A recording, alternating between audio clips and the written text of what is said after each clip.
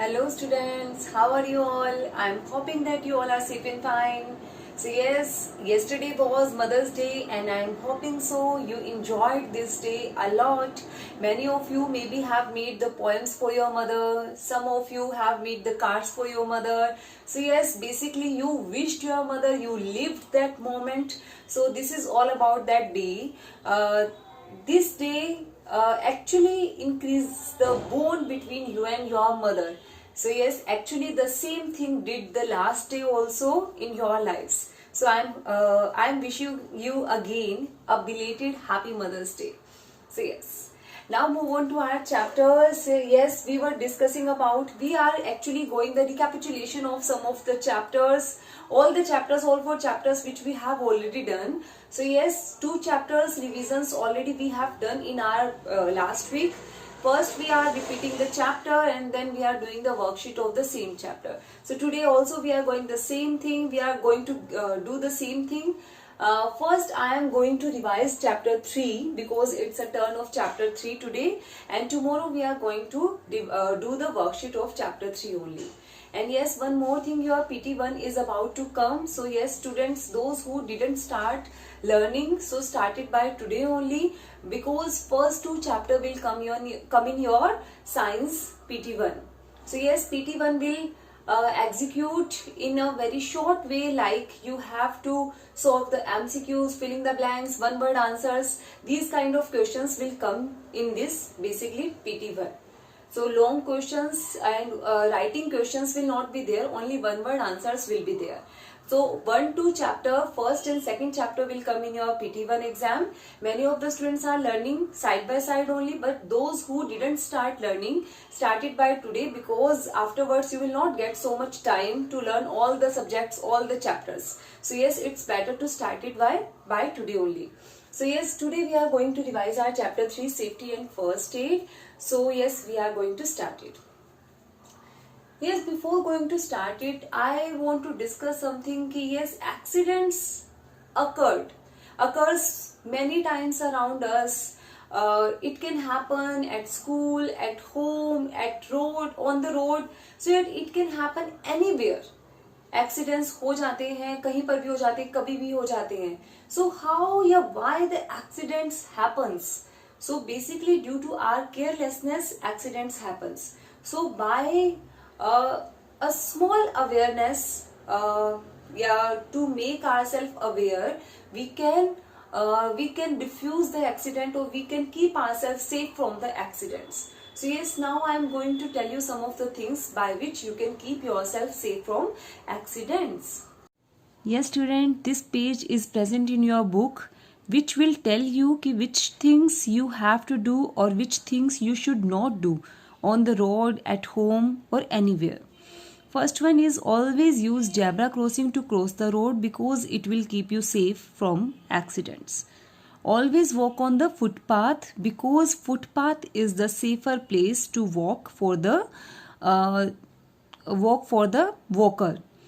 Next one is, do not get in or out of a moving bus because you may slip down, you may fall on the road, so you may get harm. Next one is, do not lean out of the bus because if other vehicle is also running by your vehicle, then you may harm.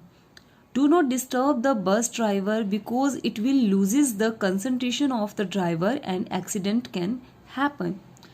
Do not play rough games because it may harm somebody. Do not jump on the benches because you may fall down and injury can happen to you. Do not push anyone even in fun because sometimes in a fun, serious injuries will happen and a person will get a serious injury.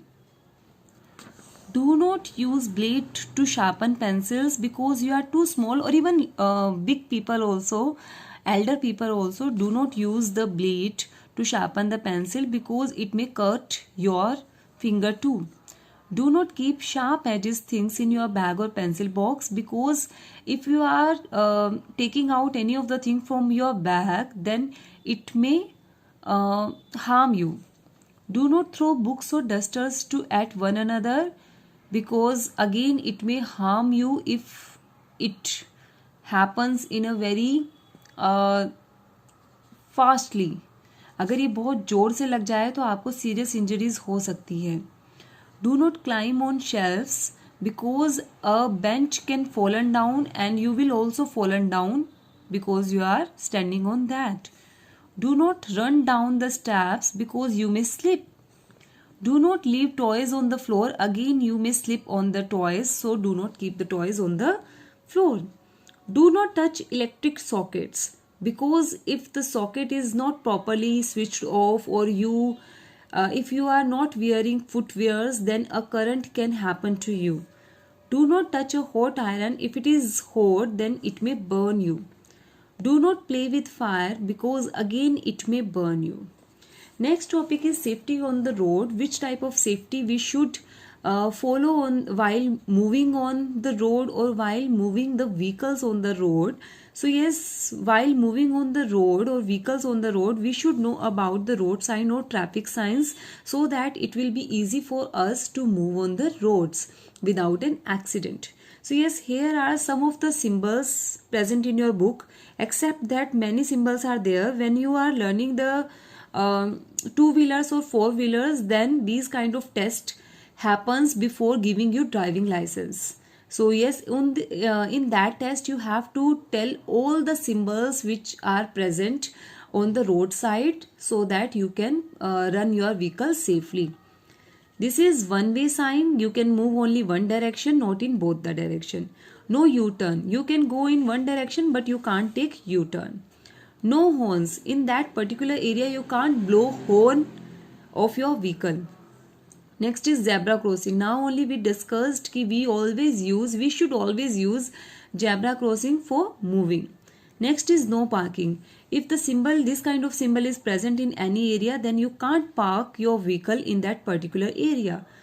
No entry. If this symbol is present, then you can't enter your vehicle or you can't enter yourself in that particular area. Next is no pedestrians, means no pedestrian can move in that particular area. Next is no left turn, you can't move left. No right turn, you can't move right in that particular area. Next is a symbol of speed breaker. That means a speed breaker is present just ahead. So keep yourself safe or slow driving or do slow driving so that you can keep yourself safe from accident. So yes students, our next topic is fire. So yes, fire is actually spreads very fast from one area to another area, and it can cause a loss in the life and property to a much high extent. So yes, before going to do any prevention from the fire, we should know about the causes of the fire, कि fire फैलती कैसे है. So yes, first one cause is electrical faults. If any fault is there in our electricity, in plugging, in wiring, in any kind of electricity area, then fire can happen. Next one is unsafe use of matchstick, kerosene oil, किसी भी तरह से. So yes, अगर matchstick बच्चे को चला के दे दी, उसने ऐसे थ्रो कर दी, वो कहीं पे कपड़ों में लग गई, कहीं ऑयल में चली गई, तो वो आग फैल जाएगी. तो इसलिए उनका सेफ यूज होना चाहिए. Next one is gas leakage in kitchen. Sometimes in kitchen if the burner remains open, then gas will spread all across the house or all across the kitchen. If in that particular time we burns the matchstick or if we are burning any lighter and all, then we can burn ourselves or we will burn. हमें आग लग सकती है, घर जल सकता है. तो yes, what are the prevention measures we can take in these kind of situations? So first one is, if electrical fault is there, then what can we do? We have to check our electricity on the regular basis. Like अगर आपको लगता है 1 month में check करवानी चाहिए, 1 year में check करवानी चाहिए, बट वो एक रेगुलर इंटरवल के बाद चेक जरूर होनी चाहिए. ऐसा नहीं कि चलो सब कुछ ठीक तो चल रहा है, क्या जरूरत है चेक करवाने की. नो. तो electricity, wiring, all the things should be checked regularly. Next is unsafe use नहीं होना चाहिए. हमें बच्चों को नहीं देना चाहिए, कोई भी हम गलत तरीके से यूज ना करें. whenever we are using matchstick, lighter, kerosene oil or any other kind of oil crackers, तो हमें सावधानी से काम करना चाहिए. Next one, if gas leakage is there, then in that particular case what we can do, we can open all the doors and windows of the house so that the gas which is spread all across the house or in the kitchen, it will move out from the house and we can prevent ourselves from the gas leakage. और one more thing, we should not burn any lighter, matchstick और any burning substance in that particular moment, क्योंकि उस time पे आग लग सकती है। Okay, now next one is we should not wear nylon और synthetic clothes while doing anything in the kitchen, because ये फायर को बहुत जल्दी पकड़ते हैं। इस तरह के कोई भी सिंथेटिक कपड़े, सिल्क हुआ, सिंथेटिक नायलॉन, रेयॉन, कुछ भी हुआ, तो हमें इस तरह के कपड़े पहन के किचन में काम नहीं करना चाहिए। Next one is handle children carefully. Means का क्या मतलब है कि हम जब कभी भी कोई बच्चा, मान लो उसको कोई एक्सपेरिमेंट करना है या किसी और वजह से कोई क्रैकर जलाना है, तो उसको यूज करना पड़ेगा अगर मैचस्टिक, तो उस टाइम पे कोई एल्डर साथ में रहे या बच्चे को बिल्कुल ध्यान से समझाए कि कैसे यूज करना है, तो उन्हें बहुत आराम से ये सब चीजों को यूज करना चाहिए। Okay, now next one is fire fighting. If in case हमें कोजेस भी पता है, हमने प्रिवेंशंस भी किए, but still if fire has happened, then what kind of things we can do. So yes, paper, अगर मान लो कहीं पेपर में आग लगी है, कोई वुड में आग लगी है, then in that particular case we can use water to stop the fire. हम पानी स्प्रिंकल कर सकते हैं, फायर ब्रिगेड को बुला सकते हैं, तो वहां से हमारे पास आग बुझ सकती है। नेक्स्ट वन इज, लेकिन अगर पेट्रोल में आग लगी है तो वो पानी से नहीं बुझेगी। क्यों? क्योंकि पानी हैवी होता है पेट्रोल से, वो नीचे सेटल हो जाएगा, पेट्रोल अभी भी ऊपर ही है और वो एयर के कांटेक्ट में है। यस, आग तब लगती है जब कोई भी चीज एयर के कांटेक्ट में रहती है। Actually we want to break the air contact with that particular thing, ताकि आग बुझ जाए। तो पानी नीचे रह गया, पेट्रोल ऊपर रह गया, तो अभी भी वो एयर के कांटेक्ट में है, तो आग तो बुझी नहीं अभी भी। So in that particular case we are using sand, because sand will make a layer over the petrol and it will break down the contact of the petrol with the air and it will stop firing. Okay, next one is, अगर किसी person के cloth में, कपड़ों में आग लग गई है, then we can use a blanket, we can throw a blanket over the person, तो वो बुझ जाएगी आग, और other person can roll over the surface of the earth, तो वहां से भी आग बुझ सकती है। नेक्स्ट वन इज, अगर इलेक्ट्रिसिटी वायर में कहीं पे आग लग गई है, then we can't use water, because water is a conductor of electricity, तो हमें आग लगने के साथ साथ करंट भी लग जाएगा। ठीक है, electric shock can also happen. So yes, in that particular case we can use sand or we can use a special kind of instrument which is present in our schools, building और बड़ी बड़ी buildings में सब जगह present होता है, fire extinguishers. We can use these fire extinguishers. Next one is, अगर फिर भी बहुत बड़ी आग लग गई है, बहुत ज्यादा लेवल पे लग गई है, तो उस पर्टिकुलर केस में हम 112 नंबर पे कॉल कर सकते हैं। यस बेटा, यहाँ पे एक डाउट है, 101 भी होता है फायर ब्रिगेड को कॉल करने के लिए, 112 भी होता है, but as the 112 number is present in our books, तो we will continue with 112 number. हम इसी नंबर को लेकर चलेंगे, हम 101 को लेकर नहीं चलेंगे। हमने नेट पे भी बहुत सर्च किया, अलग अलग बुक्स पे सर्च किया, कहीं पे 112 नंबर लिखा हुआ है, कहीं पे 101 नंबर लिखा हुआ है। सो यस, दोनों ही सही हैं, लेकिन हम 112 नंबर को ही लेकर चलेंगे। Okay, so this is about the fire. Yes students, our next topic is first aid. First aid is that particular treatment which we are giving after an accident and before going to the doctor for the medical help. उसके बीच में जो immediate help दिया जाता है उसको हम first aid बोलते हैं। Actually we should know about the first aid for the minor injuries, minor cuts, छोटी छोटी चीजों के लिए, क्योंकि ऐसा कुछ कुछ होता रहता है घर में किसी ना किसी के, तो हमें उसके बारे में फर्स्ट एड का पता होना चाहिए, ताकि हम उस पर्सन को बचा सके सीरियस इंजरी से या फिर डेथ से। ठीक है, so different first aids we have to given in different cases. So first one is we are having fracture. Fracture is the breakage in the bone. किसी भी जगह पे अगर बोन टूट गई है तो उस जगह पे हमें क्या करना चाहिए? सबसे फर्स्ट ऑफ ऑल तो it will be paining a lot, तो उस पर्टिकुलर पार्ट को हिलाना नहीं है. हिलाने के लिए we are having two things. First is splint. Splint is a part of any cardboard, कोई मैगजीन, कोई न्यूज़पेपर का एक मोटा सा पार्ट है. जिस भी जगह पे इंजरी हुई है उसको टाइटली उस पार्ट में बांध देना ताकि वो पार्ट मूव ना कर सके. ठीक है, जितना मूव करेगा उतना क्रैक बढ़ेगा और पेन बढ़ेगा, तो उसको हिलाना नहीं है. उसके लिए we can use splint. And one more thing, we can use sling in case of the hands. अगर हैंड्स में है तो हम स्लिंग तो लगाई देंगे, साथ में एक स्लिंग, एक रस्सी बांध देते हैं नेक के थ्रू, ताकि हाथ बिल्कुल भी ना मूव करे. So yes, splint and sling we can use in case of the hands, and splint we can use in case of the legs. अगर लेग के अंदर कहीं पे इंजरी हो गई है तो हम उस जगह पे स्प्लिंट बांध देते हैं ताकि वो हिले नहीं, उसको टाइटली बांध देते हैं ताकि वो पर्टिकुलर पार्ट मूव ना कर सके. Next we are having sprain. Sprain क्या होता है कि समटाइम्स आवर लेग्स और हैंड्स गेट ट्विस्टेड. तो उस वजह से वो कई बार एकदम से जर्क लग जाता है, झटका लग जाता है, ट्विस्ट हो जाता है, जिसकी वजह से पर्टिकुलर पार्ट में पेन हो जाता है। सो यस, उसमें हम क्या कर सकते हैं, we can use ice packs, because ice वैसे ठंडी होती है लेकिन उसकी तासीर गर्म होती है। तासीर मतलब it gives a warm effect, तो वो वार्म हमें रखता है जो हमें हील करने में हेल्प करता है। Next is pain relieving ointments. हम कोई भी क्रीम लगा सकते हैं पेन रिलीविंग, ताकि हमें ज्यादा दर्द हो रहा है तो हम उससे बच सके। Next we can use elastic bandage to stop the movement of that particular area. Okay, now next we are having burns. अगर कभी भी जल जाता है तो we are having actually 3 kinds of burns, minor burns, major burns and chemical burns. तो तीनों ही cases में हम अलग अलग तरह की ट्रीटमेंट लेते हैं। First one is minor burns. थोड़ा सा जल गया है तो we can use running water. एकदम से हम गैस पे काम करते, हल्का सा स्टीम लग गया, हल्का सा कोई बर्तन उठा रहे थे, हाथ में गर्म लग गया, तो हम फटाफट से ठंडा पानी लेंगे और उसके अंदर हैंड को डिप करेंगे और उसको रखेंगे जब तक कि हमें रिलीव नहीं लग रहा है। तो उससे क्या है, ब्लिस्टर्स नहीं बनते। तो रनिंग वाटर में हम उसको रख सकते हैं, एंटीसेप्टिक क्रीम लगा सकते हैं, और अगर क्रीम नहीं है तो बेकिंग सोडा को पानी में डाल के हल्का सा पेस्ट बना देंगे और वो अप्लाई कर लेंगे। It will also give the same effect as the antiseptic और हमें वो रिलीफ देने का काम करेगा। इसकी जगह पे कई बार आपने देखा होगा हम पेस्ट भी लगा लेते हैं घरों में। पेस्ट, हमारे टूथपेस्ट जो होते हैं वो अवेलेबल होते हैं, तो वो फटाफट से इजी अवेलेबल चीज है, तो वहां पर भी ये सब चीजें ही होती हैं। तो वो हम अगर अप्लाई कर ले तो हमारा हैंड या वो पर्टिकुलर एरिया बच सकता है ब्लिस्टर बनने से। नेक्स्ट अगर स्वीयर बर्न हो गया, बहुत ज्यादा जल गया है, तो उस केस में क्या है कि हमें फटाफट से डॉक्टर के पास भागना है।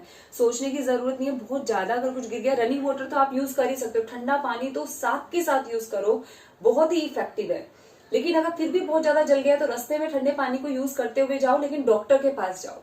डॉक्टर के पास जाने के बाद अगर आपका ब्लिस्टर बन गया है तो please do not plug out the blister. उसको फाड़ना नहीं है, उसको तोड़ना नहीं है, और उसको बस कवर करके रखना है with the cotton cloth you can use, so that infection will not happen.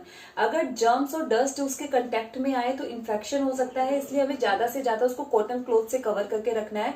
चिपकाना नहीं है, just we have to cover it to keep away the germs, dust and mosquitoes away from that particular part. Okay, now next one is अगर chemical burn हुआ है। Chemical burn बहुत ही severe burn होता है। अगर थोड़ा सा केमिकल लगा है तो अलग बात है, अगर ज्यादा केमिकल लग गया तो जल जाता है उस जगह से। तो रनिंग वाटर तो बेस्ट वे है, फटाफट से पानी डालो। लेकिन उसके अलावा हम बाकी कोई भी तरीका लगा सकते हैं। अगर थोड़ा सा जला है तो पानी के साथ हम एंटीसेप्टिक क्रीम या बेकिंग सोडा यूज कर सकते हैं। अगर ज्यादा केमिकल गिर गया है तो हम डॉक्टर के पास फटाफट से जा सकते हैं। तो same treatment we can use. Next we are having animal bite. Actually क्या होता है कि एनिमल्स के सलाइवा में कुछ कुछ हार्मफुल वायरसेस होते हैं। When they are biting a particular person, then these viruses get transferred from their mouth saliva to the person's body. वो बॉडी में जा सकते हैं। अगर डॉग बाइट करता है तो रेबीज हो सकता है, स्नेक बाइट करता है तो it is so poisonous in nature की it can cause death of the person also.